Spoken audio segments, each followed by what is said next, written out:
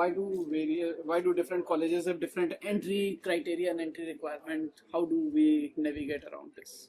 As you're aware by now, there are 31 colleges. And when I give a lecture to the class of undergraduates, there are people in the class from any of the colleges. I can't tell them apart. Yeah. And then in the afternoon, these people who have all been to the same lecture go to their own college, where the main advantage is that they meet people who don't do their subject. So you may be a computer scientist and you meet people who do history, psychology, mathematics, and so on. So this broadens your horizons compared to a place where you only see other computer scientists. The other thing that happens in the college, besides socializing with people from other subjects, is that the college looks after you and gives you personal tuition, the so-called supervisions. So then it's a bit like becoming a supporter of a sports team, right?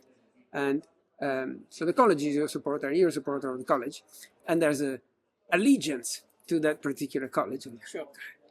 Go Trinity, like that. Okay. And you have rowing competitions on the cam and all that sort of stuff. There's a kind of friendly rivalry between the colleges.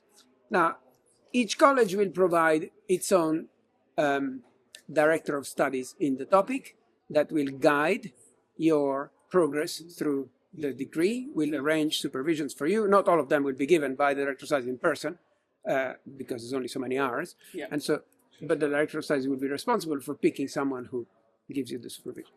And so your choice of college depends on, the setting. Do you want a modern place or a historical place? Do you want a place with lots of people in your subject, or one where you're the only prize student in your subject? Or do you care about how close it is to town? Do you care how close it is to the department? Do you care about the history?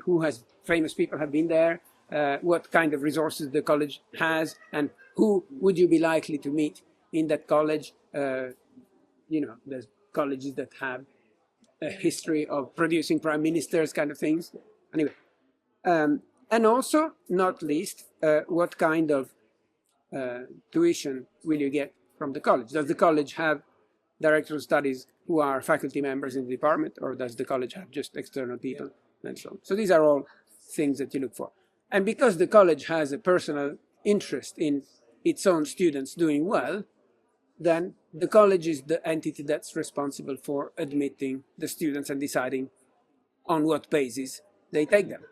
And some colleges are extremely popular and everybody wants to go there, and so they can be more choosy and more picky. And some other colleges maybe are slightly less mainstream or popular, and so they may not get many people applying to them, and they may ask for some of the other colleges. Well, did you have someone that you thought was good, but you couldn't take them because too many applied to you, but you would recommend me to admit? And so there's a way of recycling people that way. So you still have to apply to one college, but if that college thought you were very good, but not up to the number of people they were set to admit, then there's a way of pooling those candidates and then passing them on to other colleges that didn't get as many people as they wanted of the quality that they would.